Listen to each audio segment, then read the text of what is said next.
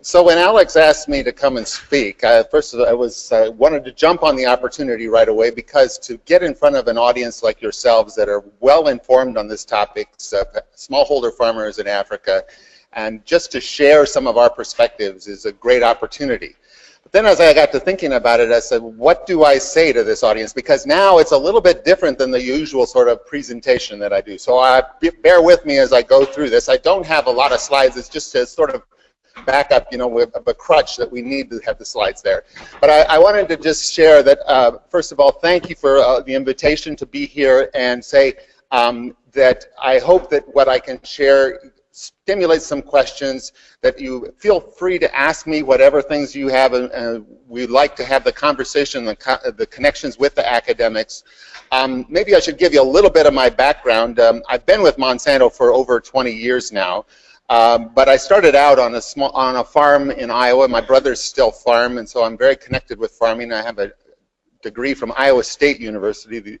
Sorry about that, but the competition, good schools. Then I went to graduate school at UC Davis in genetics. But then I got out of research and went into business side of things, and I have an MBA from Drake University. So for the last 20 years at Monsanto, when they bought the seed company that I was working for, I've been involved in product launches, marketing. I've been the marketing lead for our Europe and Africa business. That's when I actually got the most experience of actually working with Africa and the challenges that we have from a business standpoint. So what I hope I'm able to do here today is to share with you some of the perspectives that we have from a business side as we look at this. And I think that there's more things that we have in common than we have in difference, but there certainly is a different sort of mindset when you're at an academic organization or an NGO or a government versus what we do in the private sector. And so I want to try to help share with you some of those perspectives. So I'm going to start out with what everybody in this room already really knows, and I don't need to repeat it, but I think it's important to talk about how we all recognize the challenges that are out there facing the world. And we see these challenges as pretty daunting, but we also see them as things that we can address. The rising population, the climate change, declining land per person, and the changing diets. We haven't talked so much about that, but just the switch from vegetable diets to meat-based diets is driving a huge amount for the amount of grains that are needed in the world. And I don't think we should overlook that, and I don't think that we're going to expect that developing countries stay with their vegetarian diets. If they want chickens, they're going to eat chickens, and so we're going to have to figure out how to address those. But as we think about these and see these huge challenges, I think the first point I want to point out is how, as we think about it, maybe there are challenges, the way that a business looks at a challenge is that's an opportunity. So the opportunity is, of course, as a business, you're going to be thinking about how do we make money off of that. And I think that's an important thing to point out, is that whenever you're dealing with somebody in the business world, the fundamental thing that I'm going to have to deal with internally at the company is, if we're going to work on this, what's the interest for us to work on it? What's the value to us as a company to be engaged in that? And how is it that we find commonality or common ground that is going to be able to be mutually working together and do that? And it's not an easy thing to overcome, so I don't want to diminish it. I also want to say that there's an important distinction between being focused on profitable and being greedy.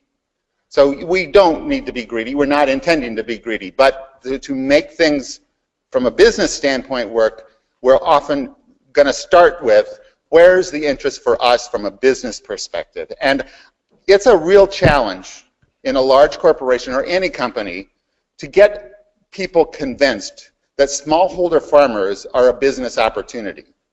That's one of the biggest challenges that we face, I would actually say, is how do we think about smallholders as a business opportunity? Now, I come from a farm in Iowa, that's why I mentioned it. I tend to think like a farmer, and when I go to Africa and see smallholder farmers and I talk to them, they have the same interests and the same challenges that I grew up with, and I see them as customers. It's just the challenge is the margin or how much you can make per customer is actually so small, and the time that it takes to do it. So there's a lot of challenges of trying to unlock that potential, but just thinking about that challenges that are out there and the opportunities that are there are really at the center part of how business needs to think about our work in this space with you and public-private partnerships. The other thing I would say is that when we think about that from a profit standpoint, we are actually getting more enlightened because we engage with you in the society, the academics, the others not in business, that we need to do this sustainably. So the whole thing is, how do you find a sustainable way to do this business and unlock this potential in the world? And when we think about sustainability, there's a couple aspects or pillars that we need to keep in mind. One is the environmental piece. Environmental, you've got to try to minimize your impact. You want to be as environmentally benign as possible. Now that's something that has been evolving over the last 50 years. When I was born as a kid, I can tell you the ditches used to be full in the wintertime of soil. I mean, the white drifts used to just be black by spring. You don't see that anymore. There's a lot of change that's happened because farmers have been focusing on sustainability. Farmers have that interest in that sustainability, but the environmental piece is important. Another piece that's really important is actually society. Society has to accept whatever innovations, whatever technologies, whatever approach you're going to be able to take. You know, we could come up with a plan where we're going to say we're going to produce all the cotton that the world needs in India, and but would it be acceptable for society if you said it was all done with child labor? No, it wouldn't be. So you have to think about the social pieces of this as well. What is socially acceptable from your standpoint from sustainability? But the third pillar that we think about from a sustainability is really also about the economic viability. And that's the part where I think businesses approach it differently than the public sector, in that we probably put the highest focus on in the economic viability. And that's what really drives, but that's how we get paid. I'm aware every day that I get paid because farmers are buying our product.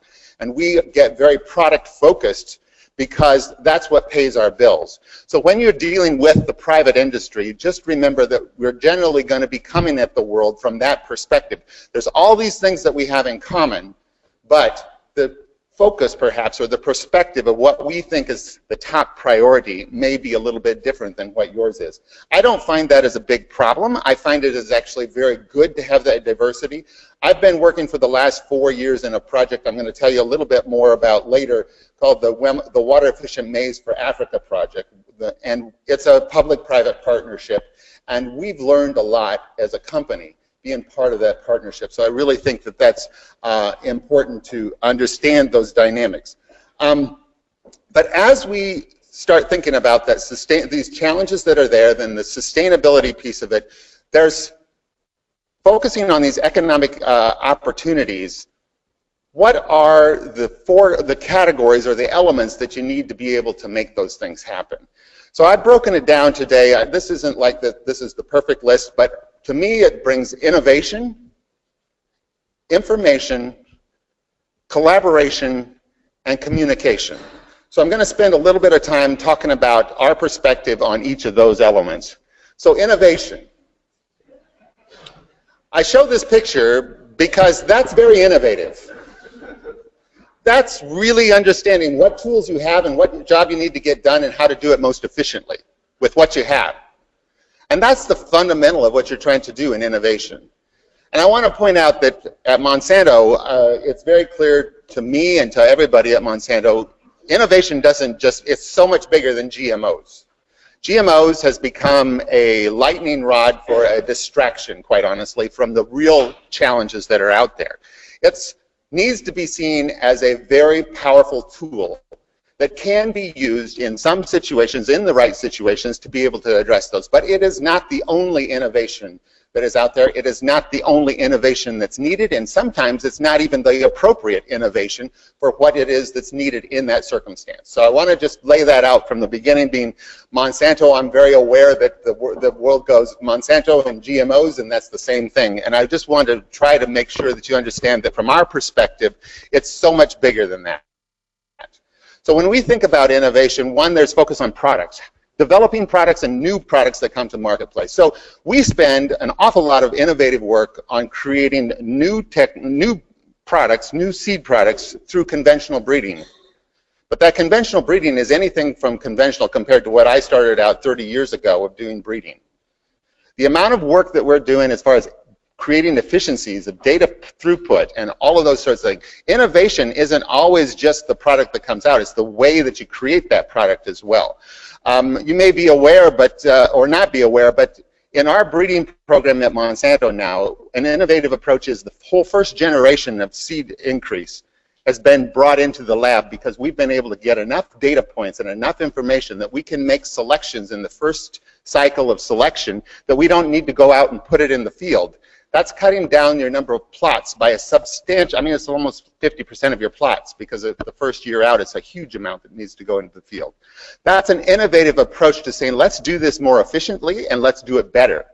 So that's, from product perspective, you can really focus on how those innovations come. Another part of innovation is in agronomic systems. We really need to think about different ways the farming systems come together, and that it isn't have to all be the monoculture like what we have in the Midwest, which works very well for the Midwest of corn and soybean rotations. When I was a kid on the farm, actually, they had a lot more diversity. I used to grow oats and alfalfa, and and let me tell you, I didn't like those crops. But that life changes and you innovate and adjust, but farming systems need to be adapted to what is appropriate in that location. And we need really creative, innovative systems to be thinking about it. I was talking to somebody in the line as I was getting lunch and mentioning about, you know, we can produce better seeds, but if that better seed goes into poor soil or no good agronomic systems, you don't realize the benefit. The farmer's not going to realize the benefit of those things. So that innovation about farming systems and saying what's going to be appropriate in the sandy soils of Tanzania versus the clay soils of Kenya, those are important things that we need to really be thinking about. And we certainly know that we need to work on figuring out what innovations are appropriate for that. But the other part of innovations is actually in business models. As I mentioned, these smallholder farmers need to be seen as customers. But we have to get our transaction costs per customer down. And we need to get the information up to those farmers that they actually take it and use it and know how to do it. And we have to reduce our costs for that, because I'm sure that if I went and I spent 3 months or let's say 6 months in Kenya or in Tanzania, I could probably find 3 to 5 farmers that I could make a big transformation in what they're doing. But that would be a huge transaction cost from a standpoint of the amount of time and effort that goes into it. And what we have is we've got, you know, a few of people like us in the room and millions of farmers that need to change. How are we going to do that? How do we get through to that and get those things done in a way that's profitable and sustainable? And so really we need to be thinking about innovative business models as well. There's a couple things that I like to point out. When I first started going to Kenya, M-Pesa, how many in the room know about M-Pesa? Quite a few. Well, it's a really phenomenal payment system where everybody is using it in Kenya. I was with my taxi driver, and he says, oh, I need to fill up with gas. And he says, I don't have any money. I says, well, so what are we going to do? He says, oh, no problem. So he calls his boss. His boss puts some money on his account.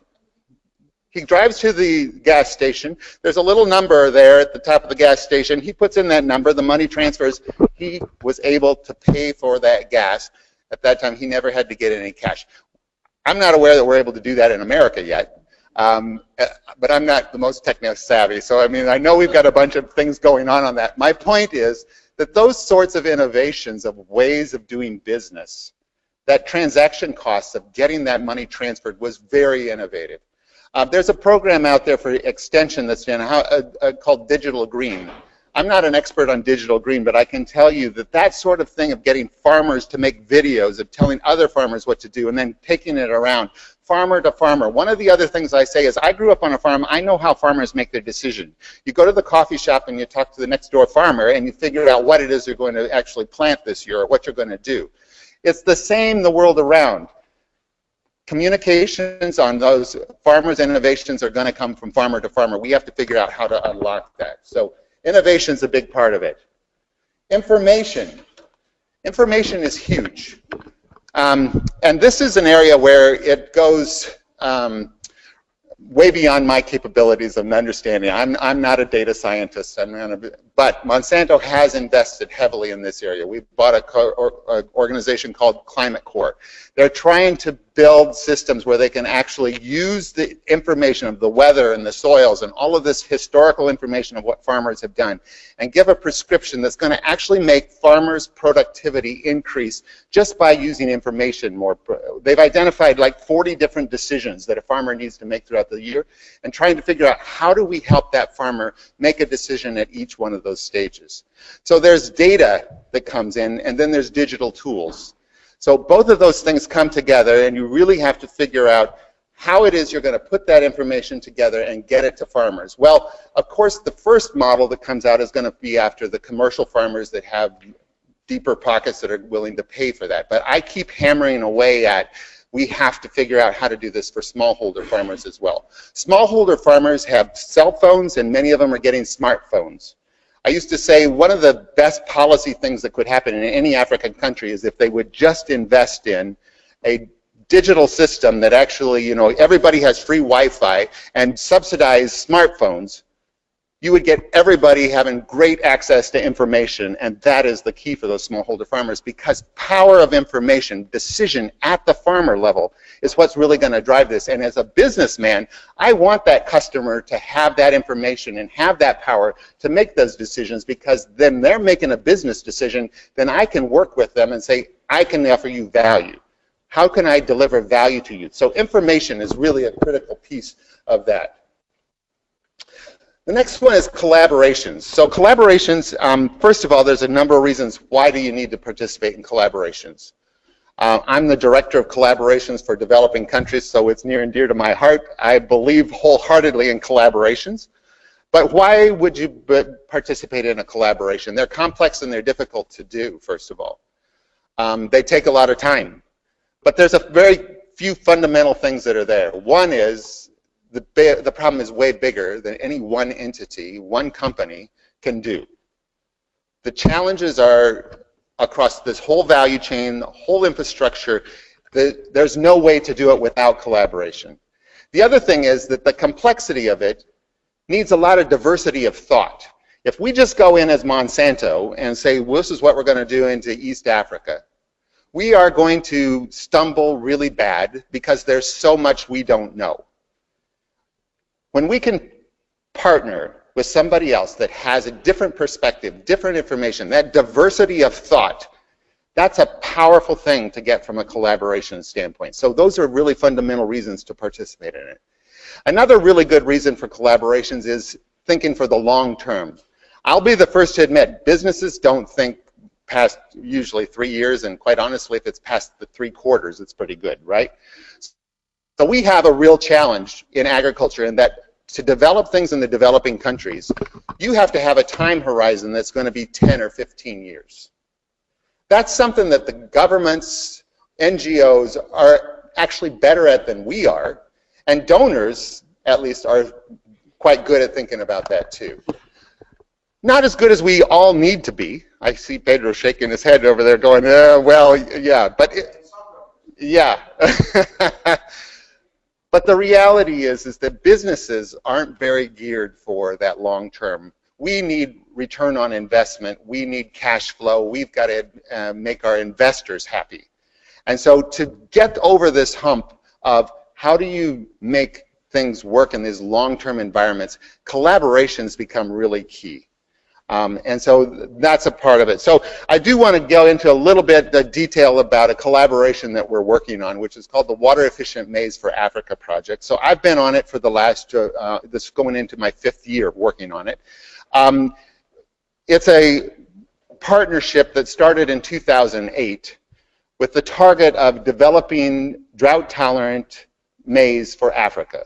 The whole concept being that farmers are not planting hybrid seed because the risk is too high, because they're afraid they're going to lose their crop from drought. If we would reduce the risk of loss from drought, make better quality seed available, make it available royalty-free, then we will get this virtuous cycle going. It's one piece of the puzzle, but it's a really elegant idea, and it's a really elegant piece of work that's happening, and we are making a lot of progress on that. So it's funded by the Bill and Melinda Gates Foundation and USAID and the Howard G. Buffett Foundation, so 3 donors involved. Then there are 5 countries involved. There's Kenya, Uganda, Tanzania, Mozambique, and South Africa. So the National Agricultural Research Services of all 5 of those countries. So I have government folks from those that are doing agricultural research and breeding at those 5 countries. Then we have CIMMYT as the maize breeder with all of their knowledge and wealth of what experience of what they're doing to develop maize for Africa. And then Monsanto is part of the partnership. All of that is coordinated by an organization called African Agricultural Technology Foundation, or AATF.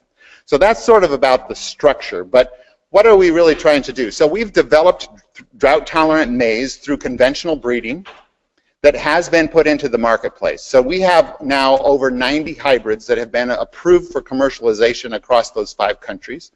The whole business model is basically this, is that we're going to get these varieties developed. We're going to do 2 steps of the 3 that are really critical for seed. One is product development, so the breeding is being done. We get those things. Then the next step is, once it's handed off from the breeders, they have to get those varieties produced.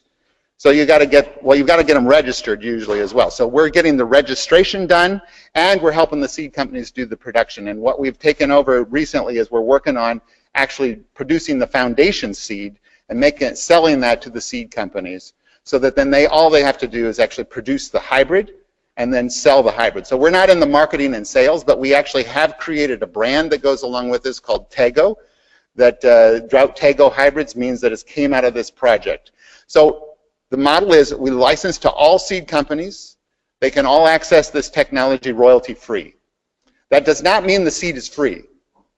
That means that the seed companies don't have any additional cost. They get much better product at no additional cost. And it's the smallest seed companies up to the largest seed companies. All seed companies in Africa are being available to do this. And Monsanto is participating in it. And our work is basically all to support that program and making it royalty-free. And we've also then, there is a biotech aspect of this, that we've introduced the drought trait, which is commercialized here in the U.S. in 2013. I was the commercial launch lead for our drought trait here in the U.S., so that's why as it moved over that we were going to be doing it in Africa, it was a natural progression for me to move from doing the commercial launch in the U.S. to doing it in Africa. So the drought trait and also then BT trait for insect resistance. So we are in the process of getting those varieties through the registration process with those traits. We actually have in South Africa BT hybrids being sold to smallholder farmers now, royalty-free in South Africa. We also have the drought trait approved in South Africa, and we're getting the stacks, the drought with the BT, that application is going in this year. So hopefully by 2018, we actually have drought-tolerant maize with BT stacked together in the marketplace, available to smallholder farmers in Africa on a royalty-free basis. Now, each country is at its own stage as far as where they're at in the regulatory process of getting those products approved. And then just this year, we've added in, Ethiopia has come in and they want to access biotechnology into Ethiopia. So Ethiopia is now becoming part of the WEMA project as well. Eventually, the territory for this project is actually all of sub-Saharan Africa. So we're working in those 5 countries, but if you're not from one of those 5 countries, if you're from Nigeria or Ghana or any other country, Malawi, Zambia, wherever they might want this technology, it's available for licensing. It just will have to go through those regulatory processes in those countries to be made available. But that is the basic model of what we're doing. We're at the stage, as I mentioned, of commercializing this. So one of the things that I think that we are learning the hard way, which is not a surprise to me, is that deployment is actually harder than research. And I know that as a room full of researchers, you don't like to hear that, but getting it from research to the hands of a farmer is actually one of the biggest challenges that you'll ever come across. Because there are so many complexities in the way, and it takes a whole value chain, and you've got all sorts of people that want to get their hand in the till to figure out how to make it happen. And in Africa, if they want to create a way to get extra leverage, they create a barrier so that suddenly now you have to go through this to get that, and then suddenly they've got another leverage point.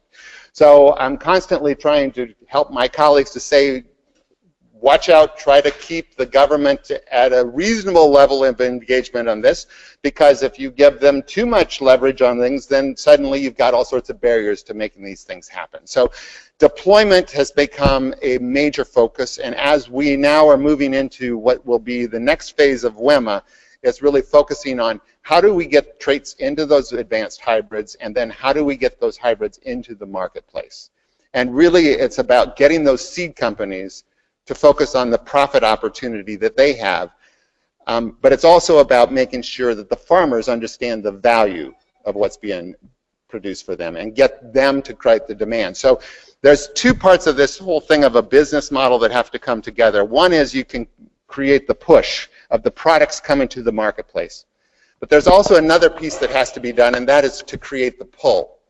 You have to have that the market is wanting these products and demanding it. And so some of the most gratifying things that I see from the collaborations efforts that we do on deployment is that we get farmers coming and saying, where can I get that seed? I want that Tego seed, and how do we get that growing to scale in a way that is going to make all of these seed companies, the overall seed industry, much more viable.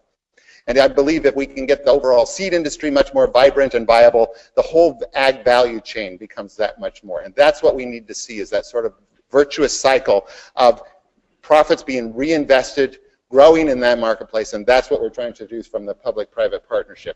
There's a list of a couple of things that I identified here. And I just don't have them off the top of my head, about public-private partnerships that from my experience are important to keep in mind as for making it successful. Because it's easy to talk about public-private partnerships and all the group benefits that can come from it. It's much, much more difficult to come up with a public-private partnership that's actually going to be successful and make it work. And I don't know that there's a simple formula for the secret sauce that's going to make that happen. I would say at WEMA we've been very good, able to do that. It's a very positive experience for all of us at Monsanto. If I could have $1 for everybody at Monsanto that came up to me and say, how can I be involved in WEMA? I'd want to be doing something on that. I'd be, oh, I could take you all to dinner probably. So in any case, I think that there's a lot of things that come together to make those things possible of being positive, but this was my list of things. First of all, you have to have agreement on the key objective. You really have to have it well-defined what you're going to try to do. Second of all, you've got to really have an alignment of your core competencies. You know, it's not enough to bring in a private sector just because they're private sector. When you think about WEMA and what we're doing, Monsanto's core competencies are that we know how to do breeding, and we know how to do trait integration and get products, trait products into the marketplace. If this project had a big thing on financing, I would be running the other way. We don't know about financing. So a core competency that we have is we know how to develop products, and we know how to do the trait integration, the regulatory part. That's our core competency. CIMMYT's core competency, they know how to do research in Africa. They know how to work through the system and say, this is the way research does. When you think about those NARs in those countries, they know how to work the politics of the country. They know how to get things done within their country. So you start to cut together and say, the core competencies of each partner need to come together and align with what is your objective. You have to have a really well-defined objective, but then align those core competencies and understand that each partner is going to bring their different core competencies. And you don't want everybody with the same core competency. What you want is the diversity and bringing those things together a bit. The other one is you're going to need a lot of compromise, patience, and acknowledgement of cultural differences.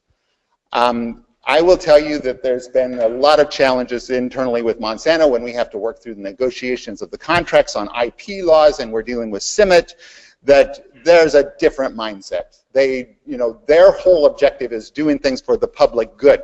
Their whole business model, or their whole model of how they operate, is they're doing things for the public good. Well, we're doing things for the public good as well, but it has to be for our good first and then the public benefits, right? You run into these real challenges that you have to have. And you have to, one of the things is put them on the table and say, this is differences. We are not going to necessarily agree on everything. We're not going to see everything the same, but we have this key objective of what we're going to try to do, and we're going to try to achieve those. So that cultural understanding of differences, acknowledgement that there's advantages and disadvantages of it, and working through it is really critical to it.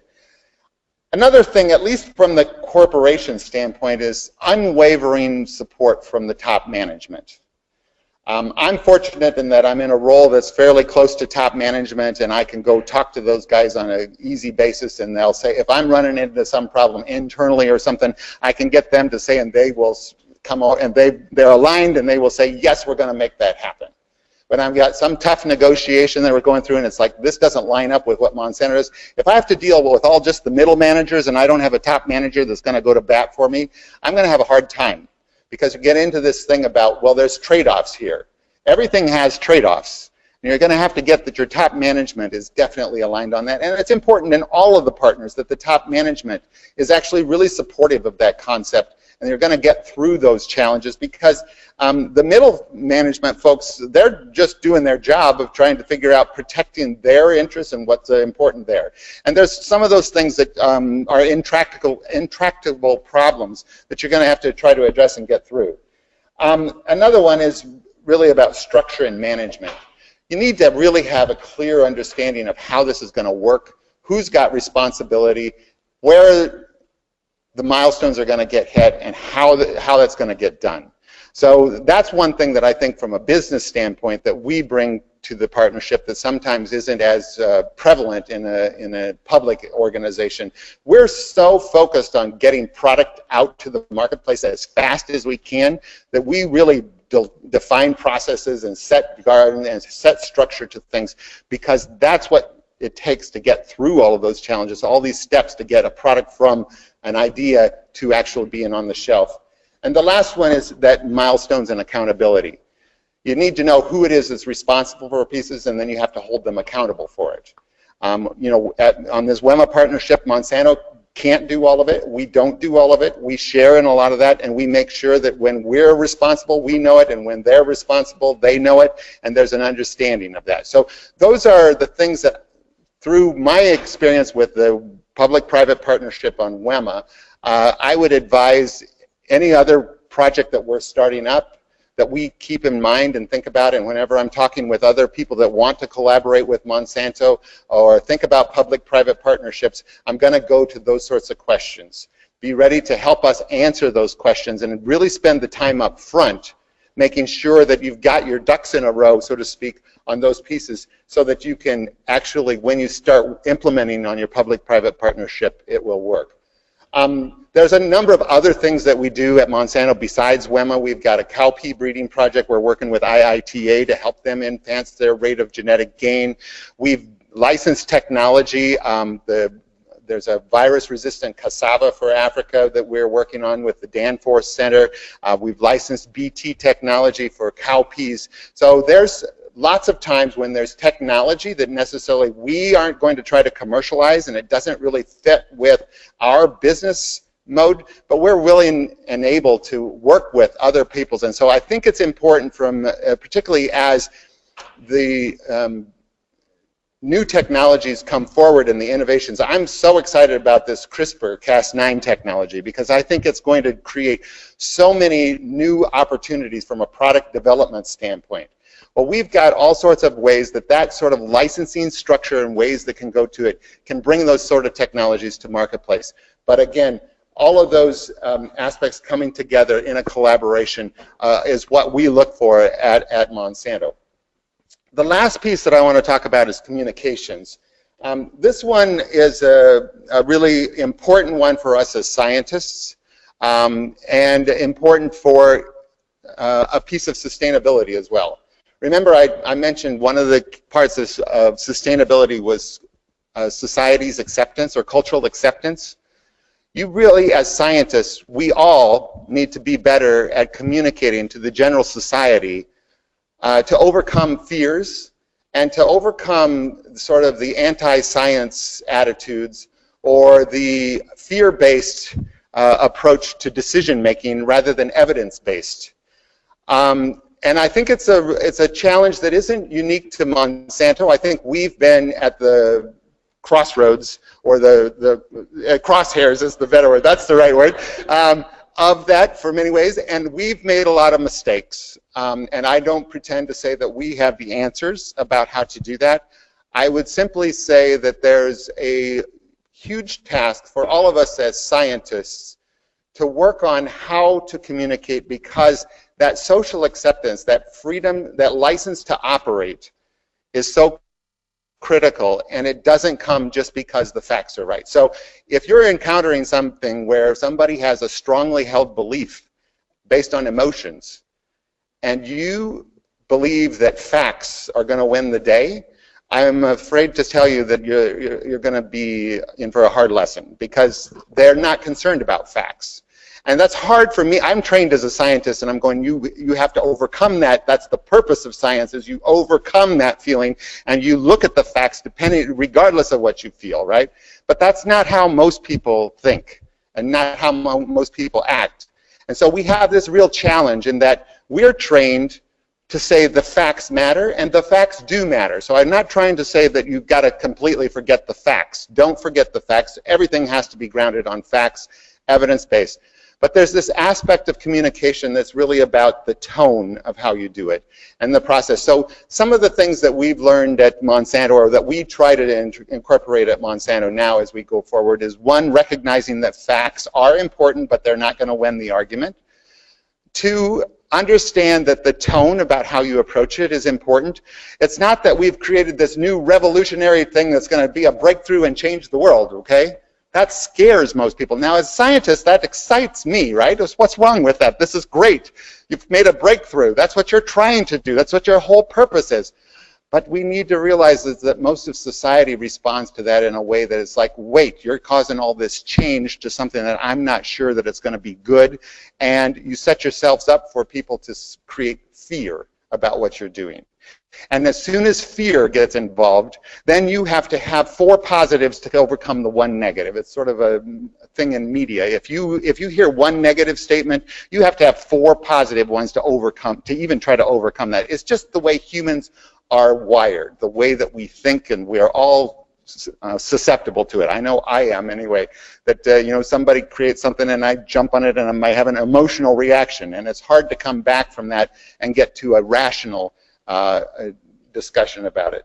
So the other thing is, when you talk about these discoveries, rather than talking about the big breakthrough, talk about the evolutionary change and focus on the benefits.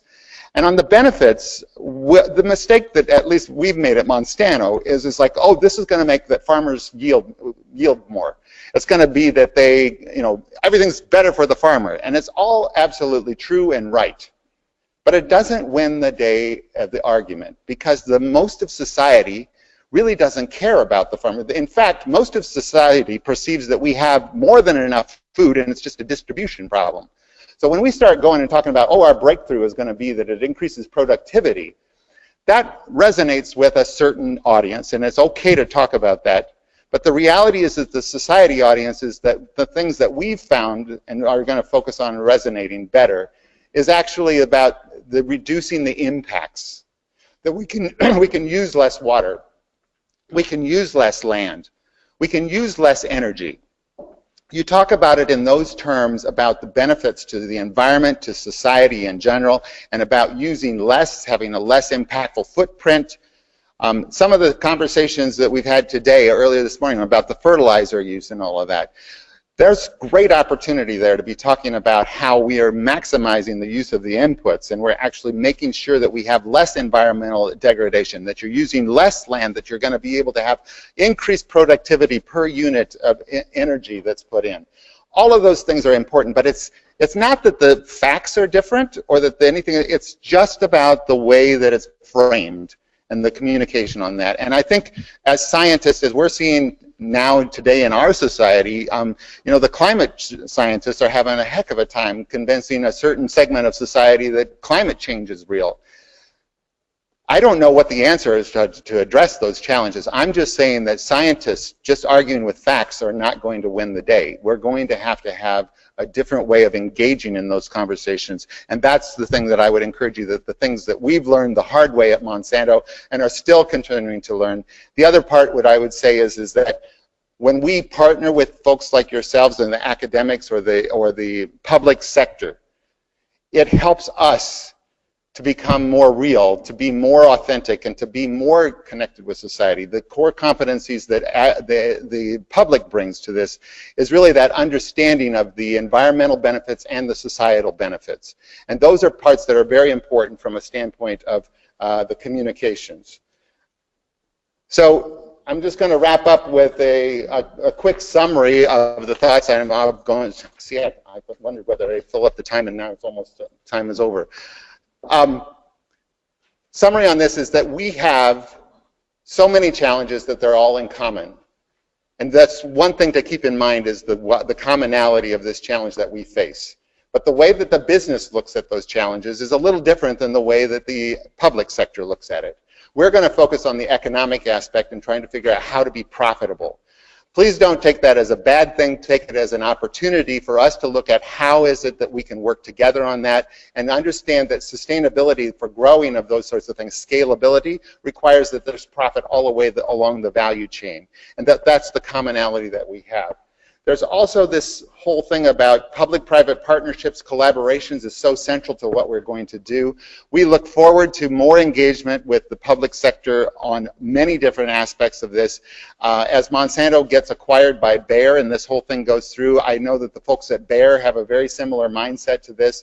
We're not able to talk with them specifically about things that we're going to do, but I know that as a European-based company, and when I had spent 3.5 years in Europe, I can tell you that European companies do take a different approach to this than American companies. So Monsanto's going to be going through some serious learning curve as we become part of something different.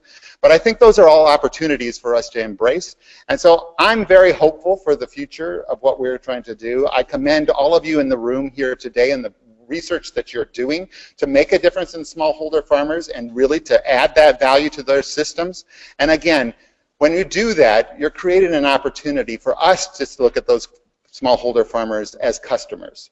And that's a really important piece, because those smallholder farmers, they want to be regarded as customers as well. There's a certain amount of respect that comes when you're a customer. You have power, and they want that power. So I really think the work that you're doing is very important to be able to make that happen. I see so much synergy between what you're doing and what we're doing.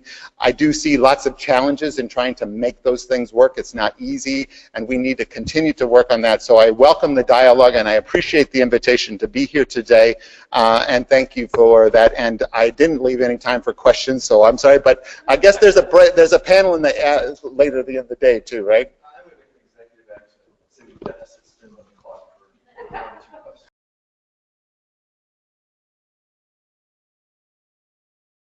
There's a simple, quick answer to that. Yes, it does.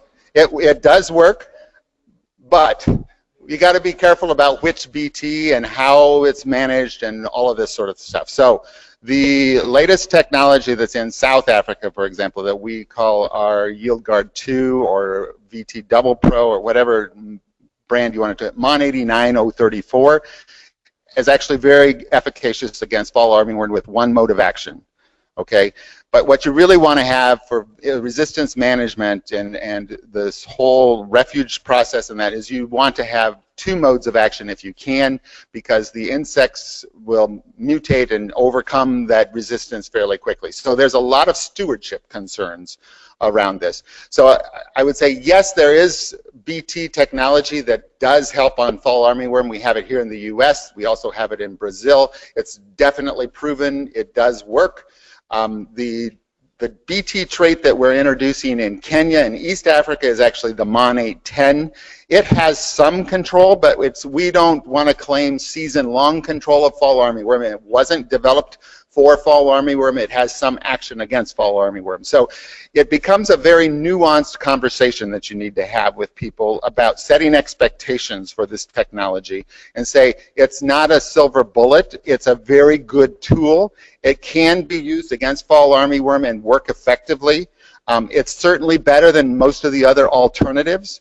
But please don't oversell it as the solution for this problem, because it takes a whole community, I would say, managing that technology in a way that's going to make sure that we don't lose the bit of resistance that we have now and come up with more modes of action against that. So really disappointing news I saw this morning. Kenya, we're trying to get it approved in Kenya, and they're going through some results, some reviews of this there.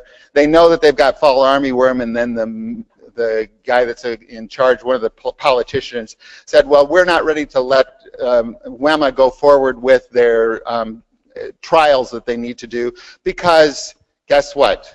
We're afraid that it might cause this toxin out there, that they're not managing the crossing of that, and it might be bad for people. There's a complete lack of science and fear that's taken over on that, on the politicians, and saying, you know, this technology, and it's like there's no more bogus argument than can be made than that there's some fear on this. This Bt toxin is used by organic farmers all the time. It's been used for 40 years. So this is where you get into this is an emotional issue and not a rational conversation that we deal with. But the short answer to your question is fall armyworm does have some solutions to it, but we need to be careful about how we position it, and of course also work across the industry, because Syngenta has some technology that could be good, and Dow as well. And so making sure that we figure out the best approach to that is important.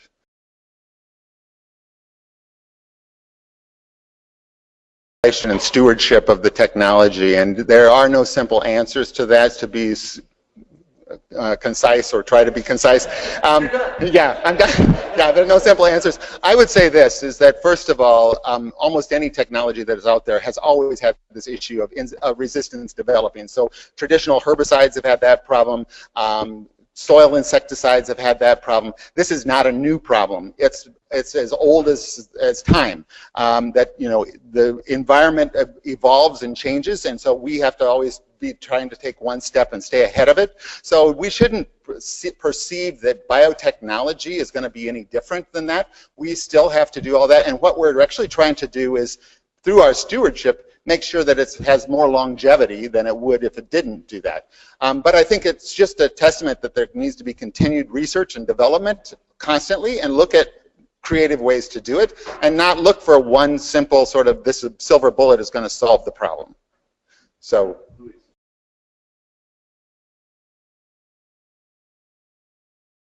I think what I end up basically doing is coming back to just basic human nature. I think it's wrong to presume that just because you're born poor, or of any particular ethnic group, or any particular you know, societal segment, however you want to do it, that you're really that different from anybody else. And you just start to go, well, now, if you were in that situation, wouldn't you want to have some right to make some decisions? Wouldn't you want access to information? Wouldn't you, if you're spending, you know, 30% of your annual income on an input, wouldn't you want to have some power of that? I think it just comes back to that, really. Now, then the harder question is really, how do you get it to within a corporation that they say, well, okay, it may be that those folks are actually customers, but I don't have a way to get to millions of them to make it worth my time.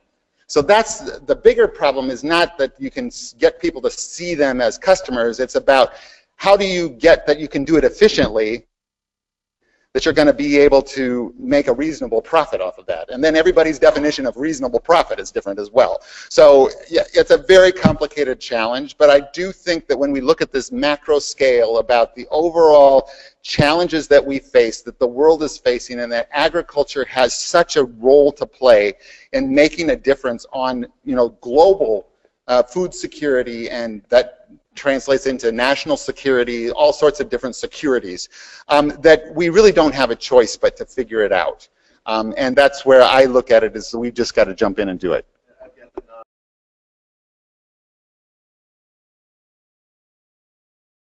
Thank you for that question, and thank you, Mozambique. Just this past year, we've got our first confined field trial in testing GMO maize in Mozambique. So we are on the path of getting those tests done. I think we'll be harvesting the first trials here in a few months.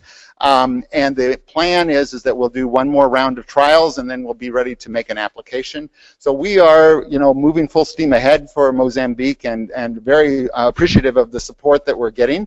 We need more effective management of government, policy making, of getting through decisions in a timely way in Mozambique. But I would say things are on a good track for there. So I hope that answers that question. So, yeah, thank you.